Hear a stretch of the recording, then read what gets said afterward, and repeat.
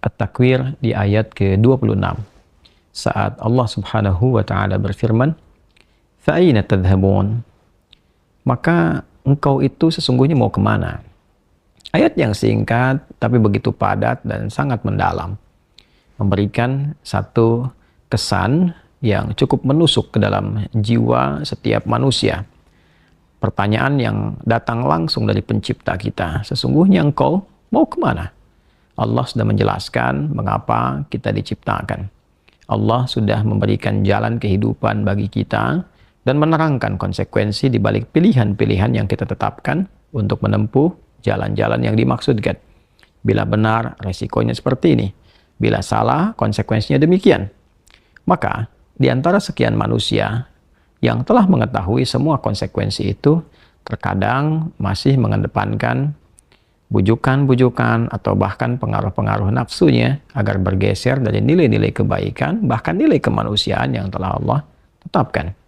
Ketika Allah menyampaikan, tidaklah aku ciptakan jin dan manusia itu kecuali untuk menaati aku, untuk beribadah kepada aku. Jadi sifat menjalani kehidupan di muka bumi ini adalah dilandaskan pada kepatuhan kita kepada Allah Subhanahu wa ta'ala. Kepatuhan itulah yang disebut dengan ibadah.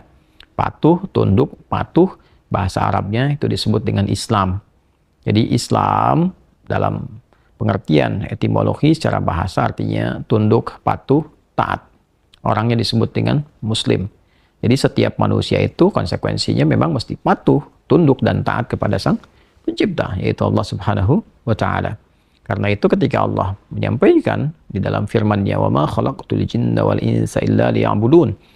Tidaklah aku ciptakan jin dan manusia itu kecuali untuk menjadikan seluruh aktivitasnya agar menaati Allah Subhanahu wa ta'ala, dijadikan sebagai ibadah.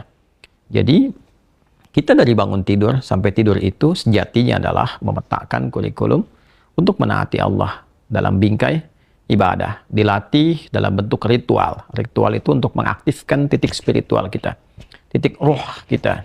Segala yang terkait dengan roh disebut rohani. Jadi dalam diri kita ini ada spiritnya, ada rohnya. Dan itu adalah titik latihan pertama untuk mengaktifkan ya titik-titik kebertuhanan. Jadi ketika Allah sampaikan, tidaklah aku ciptakan engkau kecuali untuk menaatiku. Nah, titik ketaatan itu ya disebut dengan titik ritualnya. Ibadahnya ibadah ritual, ya keadaannya keadaan spiritual, itu yang penting kita aktifkan dulu. Itu sebabnya diminta kita sholat untuk mengoneksikan diri kita, mengaktifkan sinyal itu dengan Allah Subhanahu wa ta'ala, dengan Sang Pencipta. Sehingga ketika terkoneksi, terbangun kesadaran dari dalam diri kita sebagai sebuah fitrah. Nanti kesadaran itu